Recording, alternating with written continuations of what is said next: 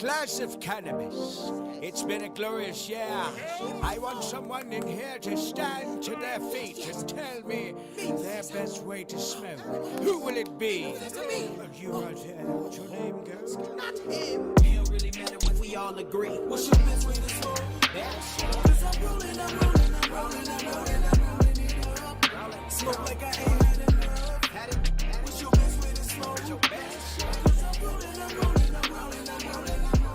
What's up with y'all out there? This is the Best Way to Smoke podcast, and you smoking with Big J and Serpo Jr. Make sure you hit the like button, subscribe, and tell a friend. Yes, please do that. Please do that. And we got a special guest in the house today, the 2020-2021 Orange County Cannabis Award winner for Best Grower, SHENELLNUMBA1. What's happening? What's up? What's the dealio? Hey. That's right. Yep. So how you doing this evening? I'm great. How are you guys? Oh, we doing good. Lovely. Good to hear. What you smoking on? This is some apple fritter. Apple fritter. Oh yeah, the apple fritter. Yeah, that's a good. So good. That's I a can't good- put it down. That's a good blend. It's the best way to smoke. It's the definitely best is. way to smoke. So Absolutely. before we get started, we're gonna get into the best way to smoke tip, and that is the tip for the day is dump your own ashes before you pass the blunt of the joint. Even if you hitting out the bong or whatever, and you clear that motherfucker, clean it out for the next person. I agree with that. Because I don't like I got on a white shirt now. We in a session, whatever it may be, and you pass me the blunt or whatever it is, all the ashes, I get it, not knowing, just be like, boom, all the ashes on me. You know what I'm saying? So I agree with that. Have proper weed etiquette. Yeah, Dump your ashes. dump that shit. Yep. So, what you think about that though? About dumping them ashes though before you pass it when you in You the have sesh? to. It's a big pet peeve of mine if you don't. You have to. Most definitely, cause look, as soon as you get it, the ashes might be right on your shirt, like you said. Cause And I might be on my fresh clean carpet and all that. Oh, you know what I'm saying? everything. You just pass you, my stuff just drop. all right. So look, so where are you from? Like, where were you born and raised at? So I'm from an island in Washington, about an hour north of Seattle. Born and raised, grew up in the same house on the island. So it was a pretty cool experience growing up out there, for sure. That's what's up. Okay, so by you being an award winner of Humboldt, we know you're not a native of there. You know what I'm saying? So what brought you to Humboldt to start farming? Okay, so when I was 16 years old, I got a little job, still in high school, and I was a waitress, but I started selling weed and quickly figured out that was more my calling than working at any sort of real job. So I left the job, started selling cannabis, and then throughout high school, I played with that. The day I graduated high school, I left for California because it's the Mecca. It's where everybody's really doing it. And I had only heard about it, but never been. So I had to see it for myself. And I went down there. I was homeless when I got there because it was worth it to me to take the risk to follow my dream. Yep. I can dig it. So you said you was homeless. Like, how long was you dealing with that when you made it out there to Humboldt? So I was homeless for about a year and a half when I got there. I didn't necessarily stay in California. I did travel around a lot. I went to 40 states because Right. if you don't live anywhere, you could live everywhere, you know. Sure. So, yeah, you just sleep wherever you end up for the night. So I didn't just stay in California, but once I traveled everywhere, I realized California was my place. Like right when I got there, I got a little trim job. I went to Humboldt, and so I knew it was gonna be home. It was always home base, even throughout my travels. I always ended up back in California. That's right. That's cool. Sunny California. For real. And it's kind of inspirational because it's like at 16, that's when you say you start dealing with weed, period, right? So Yeah. it's like, all right, so I hit the joint. Like how did you smoke? What was your best way to smoke when you first started smoking? Well, we didn't have like joint weed. You know, we just had little bowl. We would pack bowls So, and like yeah. share them and stuff. That's We were right. kids, It was the so bone we didn't kid. have. Yeah. Now I'd be smoking like Yeah. big old blunts, Big you know. fatties. But back then, Yeah, we were just like packing bong ribs and No, that's little. cool though, cause it's like a bong. You know what I'm saying? You hit your bong and then it's right there at 16. Man, High as a Yep. motherfucker. I want to make people feel like this. I'm Yeah. finna start growing my own little thing. I'm finna produce, you know what I'm saying, this Chanel for you. Yeah. Definitely. And it took a long time. I've been growing for 8 years, but I've been in the industry for 15. So Mhm. for the first 7 years, it was really about proving myself that I'm trustworthy and making the connections, networking. I had never grown a plant in my life, and my family doesn't necessarily have a green thumb either. So it was all new to me. And I had to experience Humboldt before I realized, like, build the confidence, like Mhm. I could do this too. Yep, most definitely. So how does it feel to be recognized as the best grower of 2020, 2021? Insane. It's crazy. When I was nominated for the award, I truly didn't expect to win. So it was pretty cool when they told me I won. And it was a great way. I actually moved out of California not even a month later after I received the award this year. So it was a great way to like set off on my new journey for sure. Yep. And I think I've been hearing you nominated again, right?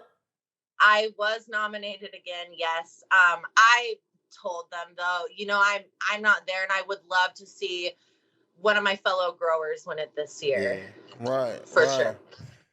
So the company that you was dealing with in Humboldt, you was kind of like the face of it though, right?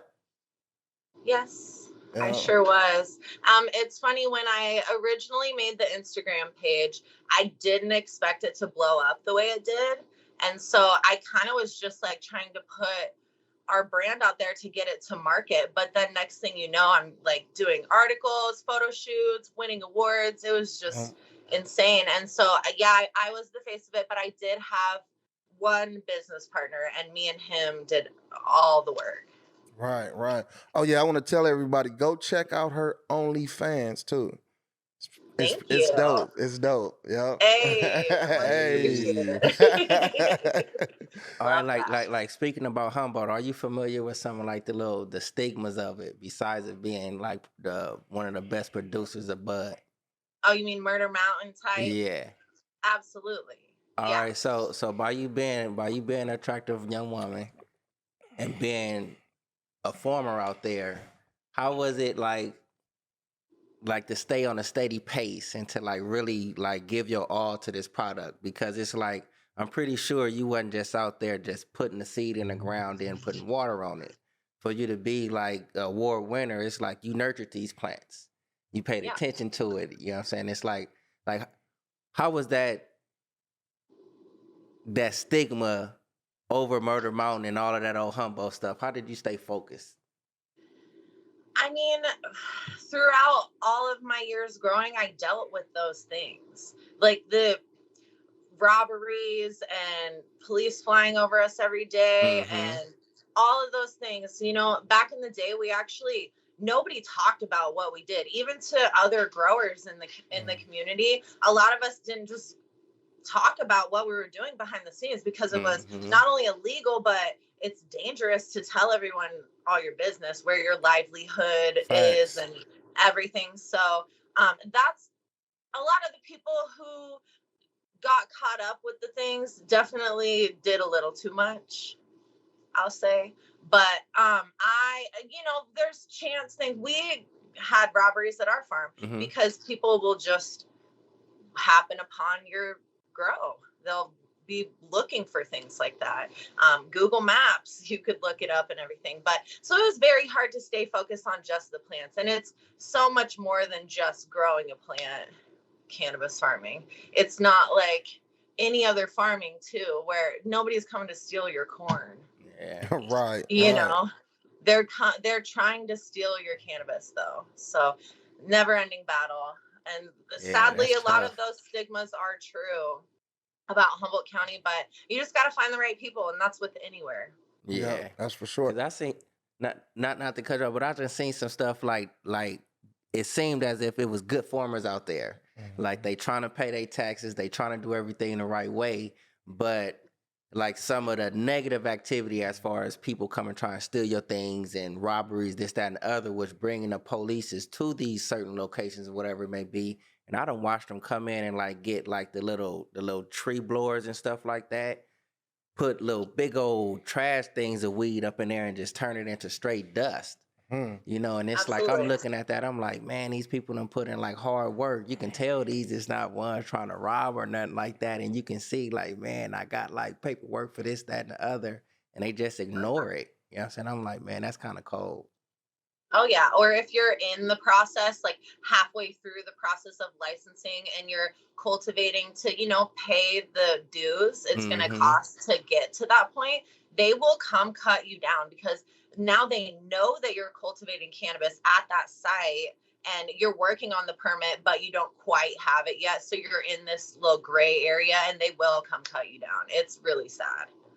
Wow. So like, as far as in the community out there in Humboldt, everybody kind of like stuck together that was like neighbors, or was it like kind of divided in some areas?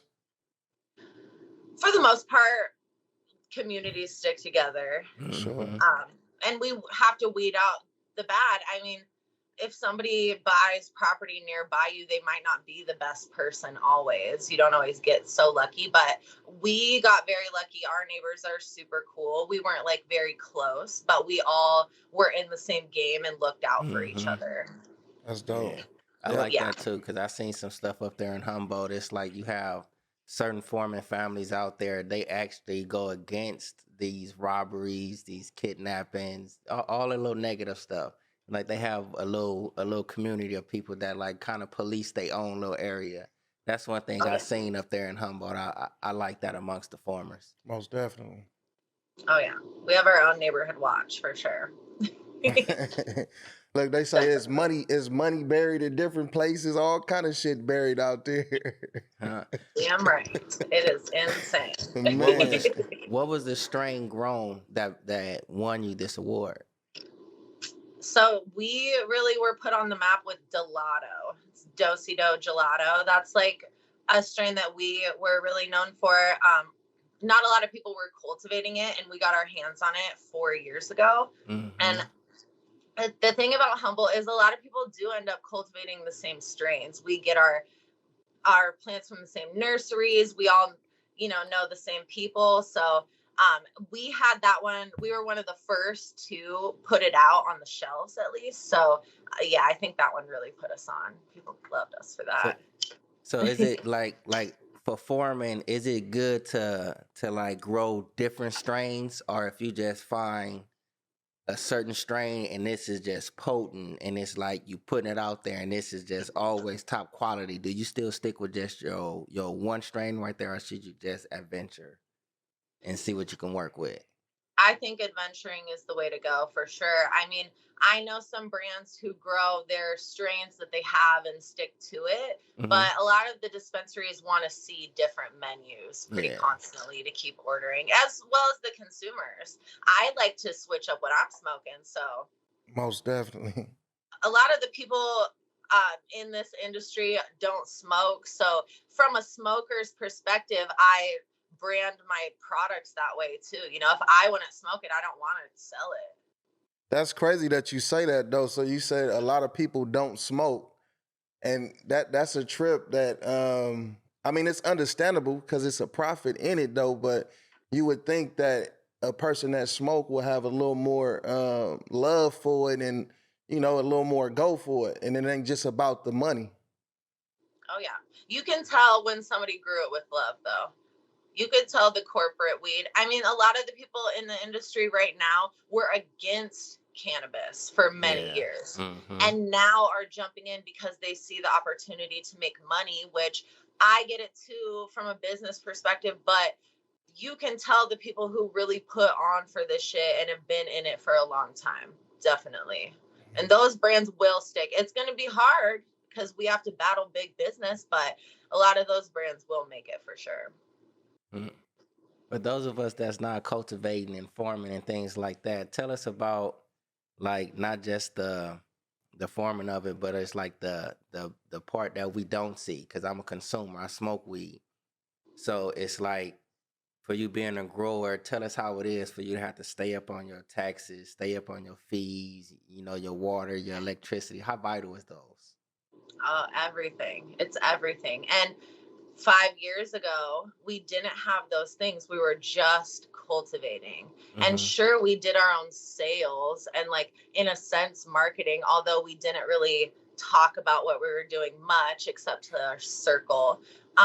But now it's like everything. You have to have a known brand for it to be selling on the shelves. Otherwise, you're just in the corner on some shelf. Nobody's really buying your shit.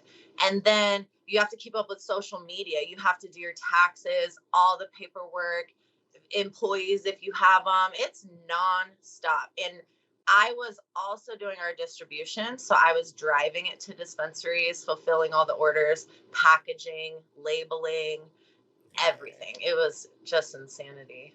So you can't just get inside this game like the farming game and just think like, oh, I'm finna just produce this old bomb OG or this nice sativa, because it's not that easy. It's not that easy. It used to be, if you could grow some good weed, you could sell it. Mm-hmm. Nowadays, if you grow some good weed, you still might not be able to sell it. And if you do get it into the hands of a distributor, they might sell it and not pay you. Wow. So it's just a whole gamble all around. Like, you could get it to the finish line. It could look beautiful, trim, perfect, transported to the right place, and you could still not get paid. And that's the shitty part about the That's game crazy. these days. That is. Yeah. That is hella shitty right there. Put in all Yeah, your and work. then you got to sue them to really take it. You know, back in the day, we were on the streets. Right. Take matters into my own hands when you don't pay me. Right. Now, Right. I know where you are. I know where you have the weed and or money, and I cannot pull up. Yep. That's crazy. Yep. And then when you sue, that shit could take a long time for it to get resolved. So it's, And are they really going to pay you even if you Right. win? And yeah, all that, it's going to cost you more money to sue them. It's just a battle, and they know that. So they got away with a lot of product. A lot of distributors did. And then their companies went under. So who's responsible now? Right, right. Most definitely. So look, they passed a new assembly bill last month, 2691. It's basically to where small growers with about an acre worth of land, right? Yeah, acre worth of land could go to farmers markets where they sell like fruits and vegetables and stuff like that, and actually sell their product there. What do you think about that? Well, you have to have your proper licensing and stuff like that, though. But what you think Yeah. about that? I think that's incredible. I think the way to really last in this business is direct to consumer sales, because nobody is going to represent your brand the way you would. And a lot of times the bud tenders have so many brands they're trying to sell, they just don't properly represent yours, and not to their fault, but it's just the way the game is. So if we could set up a table and actually meet the buyers and one-on-one with them, explain to them our story and everything, I think it'll help tremendously with sales and longevity. Yeah, I said that when I first came across the bill, I was looking like, man, this is dope. You know what I'm saying? Because it's like you already got the farmers, they got their big farms or whatever it may be. They going through this, they going through that. But if you can just manage an acre, keep all of this straight, get all your taxes, your proper paperwork, and you also got to check and see when these pop-up markets is going to be, so you can actually like go and apply for it and get your spot. You get your spot right there. I was going through that. I was like, man, that's super dope. Yeah, Super dope. Yeah, because it's a farmer's market almost every day in different locations. Yeah. And the coolest part I think about that is the acre cap. Don't let the big guys in, because of course they're going to have the coolest booth and the biggest thing and the cheapest price. And, let the little guys have a chance. Yeah. That's great. That's great. That's well said, though. Yeah. Because it's like, if you got, like, I'm managing my own acre. Okay, so obviously I'm only just trying to manage this. But if you just a big wig, you got this acre, that acre, I got OG over here, I got gelato over here, this, that, and the other. Yeah. How can I compete with you? Why are you coming over here in my space? Yeah.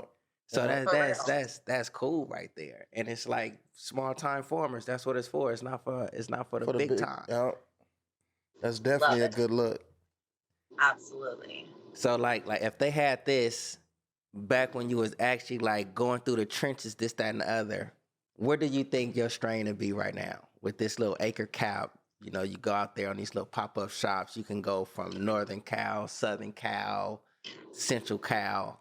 Where you think you would be with that? What do I think my strain would be? Yeah. Oh man, I would bring a bunch of flavors. I would be. I Man, would So have. so you'll be dominating I would the be best taking grower in it the award. over. Well, back in the day, I don't know if you guys remember like the Kush Stock events when they were free and Mm-hmm. open to the public. And I mean, Mm-hmm. we used to set up shop, no license, none just of pay that a shit. little fee Yeah. and pull up. And that was incredible. We used to Shout out kill it Kush at Stock. I those. love Kush Stock, boy. Yeah. I Yeah. really love Kush Stock. That was Yeah. my first event, and it was just incredible. Yep. Yeah, Shout that out to was But Dr. K. one of my first absolutely. ones. Yeah. But they let the big guys in, and the big guys had the cool booth with the couches and the everything, you know, and that was great. But it was harder for us to shine when we don't have like 20 grand to blow on a booth for the weekend or whatever the case may be. So I really love the farmers market idea. I think that's going to be a hit. I like that too.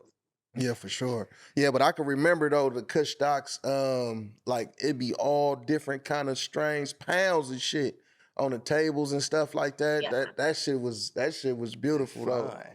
Yep. Oh yeah. And I think it kind of changed in what 2019, right? That's when When they Yeah, COVID hit.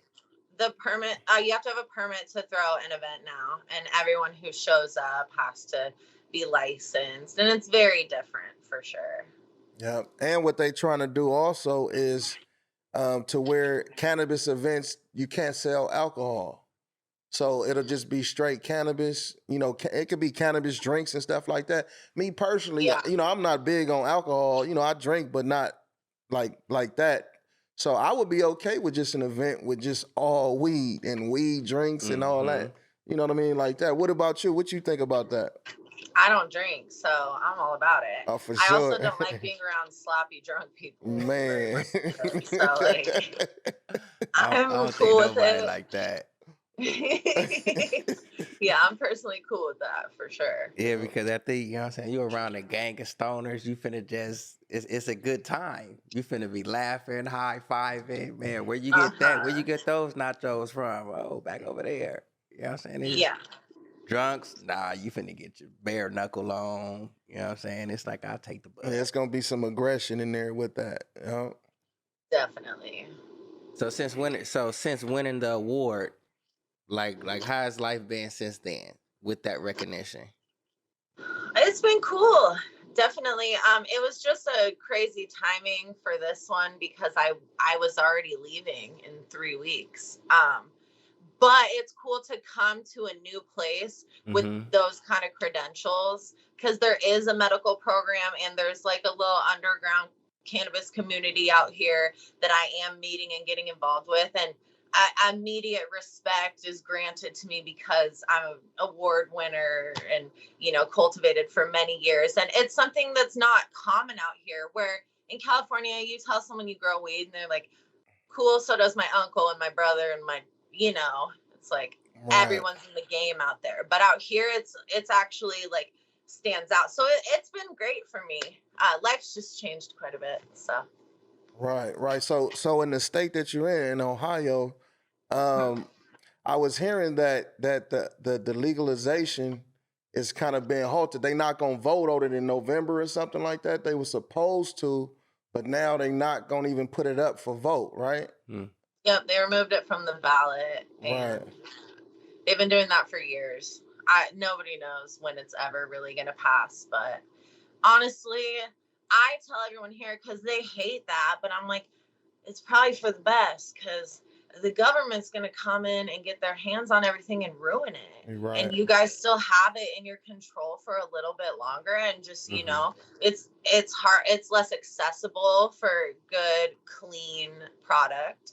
But I saw what happened to California and a lot of my friends, and it was just hard to watch. So I don't know if it's better or worse that it's not going rec. Right. Yep. Just like the federal ban on it, making it a Schedule I drug. It's like we talked about before.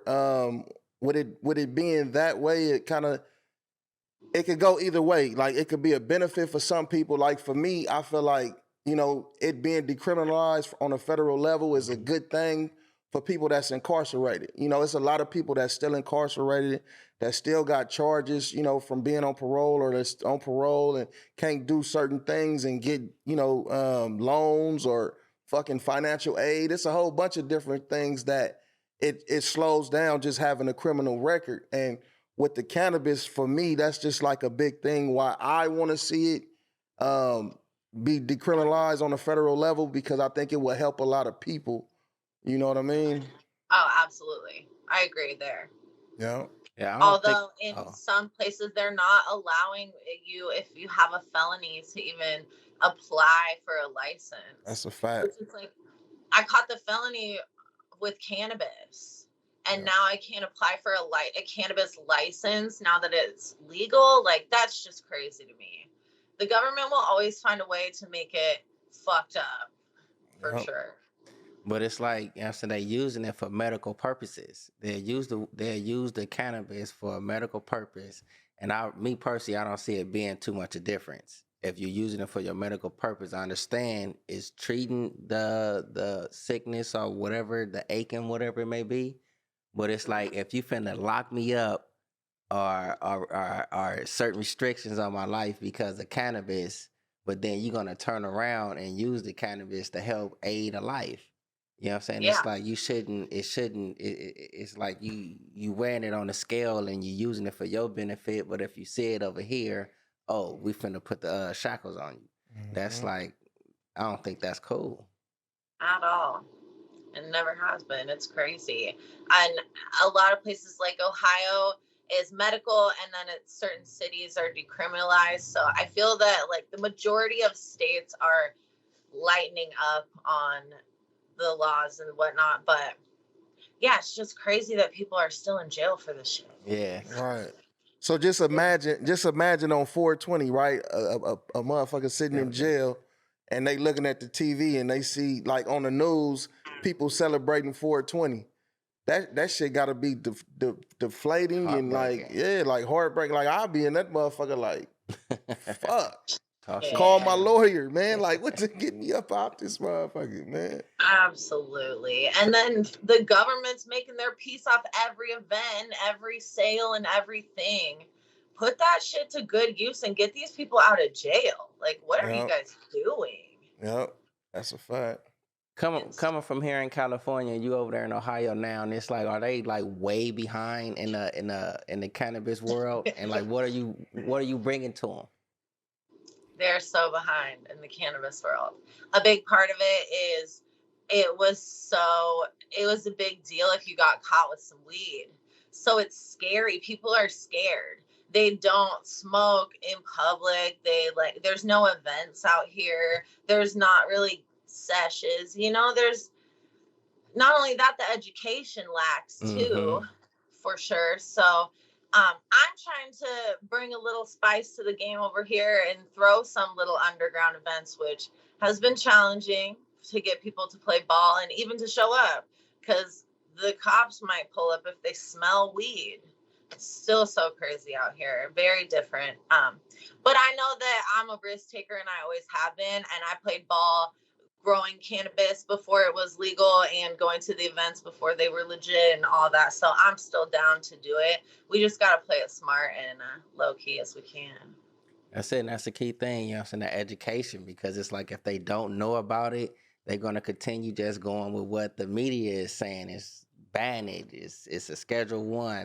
That's all they're going to know. Mm-hmm. So I'm pretty sure like the stoners, the weed smokers, the cannabis users in Ohio, I'm pretty sure they're going to appreciate that, man. Like, man, we got an award winner grower over here. I'm pretty sure she got the knowledge. She's sharing it with us. Pay attention, and it's going to grow from word of mouth. Oh, man, number one, she got it. She's the winner. This is what she is. She's telling us, man, come check it out. You know what I'm saying? Yeah. So I'm pretty sure they appreciate that, because I'm happy for it right now, and I ain't even out there, because I'm like, man, I can see what's to come. Because California was down there like that. We didn't Yep. have, we wasn't always just like, you know what I'm saying? You can see on the news people hotboxing outside. How the fuck you Yep. hotbox outside? It's that much smoke. Yep. You know what I'm saying? So there were people just like you started this out here in California, and look where we at. You know what I'm saying? Absolutely. So I could see it. I could see Yeah, it. someone's got to spearhead it, and I'm down. If it's got to be me, it's got to be me. That's the best way, you know. Shit. Damn right. Yeah. When I showed up to California, I had nothing, you know, and nobody knew me at all. So it's kind of just like replaying it back 12 years ago, and I'm now in a new place. I don't really know anybody, and I'm starting over and no real set plan. So it's cool. It's kind of all up in the air, but I have now the experience and knowledge, and I gained a lot from being in California all those years. So I'm excited to see where I take it. That's dope. So out there right now, it's just like they do have medical use though, right? Yeah, but it's crazy strict. Like, you can't buy more than a 2.8 gram bag of flour per day. Damn. Not even ate the weed. Not That's even one smoke. One. that's this. Yeah. So I'm like, how? And you know, some of the medical patients have real ailments that they're trying to treat, and a 2.8 bag of flour isn't going to do that per day. And so they have the hash isn't in full grams. They have crazy laws. It's all expensive too. That 2.8 is going to cost you $45. Damn. Yeah. Ew. So it's not sustainable to really smoke out here. Everyone's turning back to the streets. You really have no choice. And it blows my mind that there's somebody inside of these businesses with cash trying to buy product, and you have to turn them away because the restrictions on how much you can purchase per day. That's just whack for everyone involved. Right. And just say if you a business that's not getting a lot of customers, so you got loyal customers that's coming in, but it's not a lot of customers, you're gonna be sitting on your product for a while. You know, that's not a good look right there. Yeah, lucky for them, it's very hard to get your applications approved, and actually you have to be a millionaire here to even jump in the game. So there's very few dispensaries. I feel like they're all doing pretty decent. There's very few grows. Right. And it's all somebody who knows somebody. Right.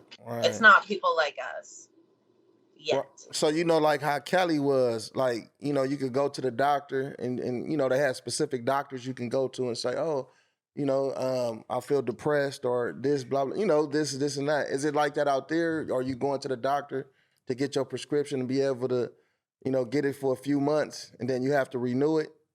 Yep. It's a yearly prescription, and there's a list of ailments. You have to have one of them to require or to be eligible to get the prescription. But I've heard from people that I know that got it, it's like pretty easy to get it. You don't have to provide like a ton of paperwork or anything like it was back in the 215 era in California. You could go get you a card if you had $100. Yeah, for sure. So you could do that here too. But you know, they take away your gun rights when you get a medical card. Wow. I don't fuck with that. In Ohio? Wow. In Cali too, they did back in the 215 era. Wow. You're not supposed to have guns and cannabis ever together. Yeah. So damn, I gotta look into that. Yeah, that's crazy because it's like that apply for farmers and things that too. If you out there, if you're growing and you license to grow and do this, you can't arm yourself. No. That shit is crazy. That's wild. You're really not supposed to arm yourself. You can hire an armed security guard who doesn't consume cannabis. So that's the little gray area. But that's wild. I can't protect myself. What if like it's time for my security to go home? I still got all this land with all this stuff out here. You mean to tell me if somebody come and they got like robbing my stuff, I can't defend my property? You know what I'm saying? That's bad business. And that's why that's one of the reasons why Oklahoma's cool. Not just why, but Oklahoma said fuck that. Y'all could have guns and grow as much weed as you want. There's like no square footage cap. The permit is very cheap and easy to get. And Oklahoma's doing things right in a sense. You know, it did blow up there. It's pretty crazy, but I love that they allow you to have your gun and your weed. Right, as you should. Yeah. As you should. Especially if you're a legitimate, you know what I'm saying, business, a grower, everything legit. Like, why is you stripping me up? I can only have this, but I can't have that. That's like, you know what I'm saying, having peanut butter, no jelly. Mm-hmm. But you can be drunk as hell and hold a gun. You can have your gun and drink. You're not necessarily supposed to like be drunk and have it. But if you are an alcoholic, you can own a gun just fine. Yeah, that don't make no sense at all, because in a lot of instances, alcohol is way worse than marijuana, than cannabis, than weed. You know what I mean? Damn right. Brings out more aggression. Weed doesn't bring out aggression. Everybody's chilling. Nobody's grabbing their guns and popping off. Like, people are chilling. But when people drink, sometimes that underlying aggression comes out, and you don't want them to have a gun nearby. It's just so backwards the way they view cannabis still in the majority of states, and like something's got to give there. Man, that's why I came to a new appreciation for the farmers, the growers, because this is even new news to me now, and it's like I like my OG, Gorilla Glue per se, and it's like for that to be produced the way that I like it, these farmers, they gotta go through their taxes, this, that, and the other. Now we just figure out that, like, man, you can't protect yourself, so you really out here just like on a humbug, really, you know. And it's like, man, it's like once you like learn about this, you become aware of this, you get a whole different appreciation. That's cool. And Ohio is finna get it. You know what I'm saying? Coming from SHENELLNUMBA1. I'm here to stay. I hope it goes well. It will. So what are some other strains that you've grown? Oh man, I've grown a ton of strains. You know, when I started, it was like the Blue Dream Green Crack era. And those were great because they're super easy to grow. And that's why it blew up so much, because everyone grew it. It was yieldy, pretty mold resistant, all the things you need in an outdoor crop. So then of course, I've grown OG too. I grew OG then. I grew some sour diesel. That's always a mistake outdoor. If you're doing full outdoor, it just goes forever. It's the longest strain. Right. So most of your grow, is it outdoor, or you do both outdoor, indoor? So I don't cultivate indoors. No, I did greenhouse and full outdoor. When I went licensed, I was just in greenhouses, but my very first grow, it was just me and no partners, and I was all outdoor, full outdoor. And yeah, it was super fun learning on it was a little acre plot of land. It was cute. Yeah, that's that cap. No. Yeah. Look, in your opinion, which is better, the outdoor grow or the indoor grow? It depends on what you feed it, in my opinion. I've seen some beautiful indoor that smelled great and tasted like shit. And it's the same with outdoor too. It's so much of what you feed it. I've also seen outdoor test higher than some indoor that looked more impressive, the bag appeal and even the smell, but the outdoor tested higher. Not that the THC percentage really matters, you know, when you break it down, but I love it all personally, because I'm an outdoor grower. From a sustainability factor, outdoor is the way. Greenhouse grows are still great and protected from the elements, but yeah, I feel like that's my preference, but I will roll up some indoor for sure. Yeah, like I'm the same way. Like I roll up the indoor, like it's cool, but it's like if I look at it from the growing aspect of it, I always just thought like if you're growing it outdoors, straight from the soil, you know what I'm saying, you finna get what it's intended to do. Versus you just got it up in the inside, you put a seed up in here, you feeding it these little UV lights and this, that, and the other. Versus the natural sun and stuff like that. I just always But you know what's the trip about that? A lot of people perception is that the indoor is better though. That'd be a lot of people that's what a lot of people be saying though. Like the indoor is better than the outdoor. Oh yeah, I was just about to say that. The majority of consumers base it off like bag appeal, and a lot of Yeah. times the outdoor isn't as frosty and crazy Mm-hmm. looking, you know. But that's That all should be just getting you hearsay blowed though shit. sometimes. Mm-hmm. Yeah. Yeah, it's all personal preference, but the consumers in general are leaning toward indoor. Yep. It's you have to convince them about some sun grown Yep. for sure. Because with the indoor, you could kind of manipulate it a little bit more with the color, all kind of things that you can kind of do to it, you know, with what you feeding it and putting on it. And the Mm-hmm. environment is always perfect Yep. because you control that. Whereas outdoor, you might plant and there's a freak snow or rain pours and your crop molds, or there's so many things that happen outside where it's less controlled, and that perfect environment, the plants always being in that and never stressing out, is what provides the really incredible looking nugs. Yeah, that's crazy. Growing, man, it's like you figure out a whole lot about cannabis. You know what I'm saying? Because it's like as you talk to us, it's like I hear you talk about like, man, you can stress a plant out. You know what I'm saying? If you're out there and you growing and it's like you stress your plant out, you're not finna get this beautiful nub.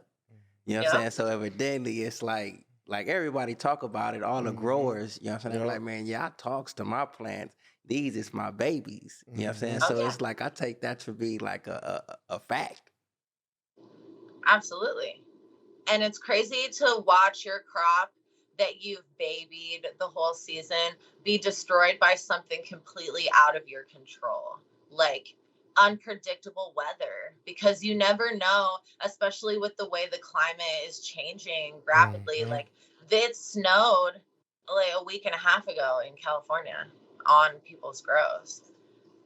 They definitely weren't expecting first week of May snow. And then it's like sometimes it rains super late. It doesn't start raining until November, so December. So you could plant that late crop and pull it off in ideal weather. Or you could plant the late crop, and it rains in September and never stops. It's so unpredictable. Yeah, and you mentioned the rain and the snow, and sometimes like I seen some fires and all that come up there and like destroy people crops. And not only just burning it down, but also like anyone within a 100-mile radius has smoke in the air for 20, 30 days straight till you see clear air again. So all that smoke is soaking up into your buds if you're in flower, and now your crop is going to be campfire kush. Yep, all that sudden ash and all that stuff just tearing up the Ruined soil. it. And so your farm didn't burn down, but your crop is unsellable. Man. It's a tough game forming, bro. Man, it is. It is. So, I'm hearing some states are trying to regulate the amount of THC that could be in, be in the weed and shit like that that's sold at dispensaries. Have you heard anything about that? Ohio's one of them. No shit. Yep. There's a cap for flower, and for the flower cap's high though, so I don't think anybody even really hits it. But concentrates, it's like 76% or something, which isn't super high. Like, so if you make a fire batch, you can't sell it. You have to make like you have to dilute it with some shittier product or make it less fire. That's just crazy to me. Yeah, Ohio need #1 out there, bro. Insanity, right? I know. I really want to do some things to help change it, but Ohio is stubborn, and the Board of Pharma is in control of the medical cannabis program right now. They're hard. They ain't listening to nobody. They're really trying to keep it low key so they can sell their pills still. For sure. So that's really what it is. Yeah, I think that's a big part of why it's not federally legalized and decriminalized. That because of that reason. That's one of the reasons for sure. Yeah, big pharma. And and not only that, it's it's still money being made by the bigger businesses right now with it not being legalized on a federal level. Oh, for sure. Yeah, and right now in Ohio, they're keeping it in like their homies' pockets or like the big players' pockets. They're not letting little guys get in yet. And they're making it so, that percentage cap makes it so it's not as strong enough to get off the medications. So people are still taking their medications prescribed from their doctor. They don't want us to be able to completely get off of whatever they're making the most money on. Mm-hmm. Until they figure out how to take it all over, then it might open up some stuff a little more. You know what I mean? But yeah. Who knows? To farmers out there, give us a farming tip. A farming tip, huh? Our growing tip. Ooh, there's just so. You may have somebody like me. I think I want to give me a little lamp or something like that. You know what I'm saying? Start me just a little something. What's a tip you would give me to start off with? I said it last time we talked to. Every grower is the best grower. So, don't just take advice from anybody, because everyone thinks their method is the best way to do it, the only way to do it. And there's actually so many things. Like, I haven't perfected my method. I still switch it up every year. And I know a ton of farmers who do. There's new technology, new products coming out. So just do your research and definitely compare people's methods, and don't just meet one guy who thinks he's the shit and believe everything he That's says. what I was actually trying to get. You know what I'm saying? Like tell us one more time that tip right there. Yeah, every grower's the best grower. And I liked that right there, because it's like you'll have some people coming in looking at like, oh, they grew this, they grew that, they did it this way. I did the same thing, but mine came out like this. You know, and it's like by you telling us that like every grower is the best grower, that gives you a different motivation to come up in there to grow like and keep it going. Because I just came across some stuff. It's like a lot of people are scared to make mistakes, and they ask why, because after the mistake you should learn. You know what I'm saying? So we should like embrace the mistake so we can learn from it. So even if you are growing something and then it just turned out moldy or whatever it may be, how you say, you know what I'm saying, like continue to do your research. All right, I did this that time, so now I'm gonna approach it this way, and I grew it my way. I loved it that when you said that every grower is the best grower. Yeah, and every farm is different, so one plant at one farm is going to do different things than another farm. Anything from soil to what's in just the water from their source to there's a ton of variables. So you can't compare your grow to someone else's 100%. You really have to base it off trial and error and what really works for you and your environment.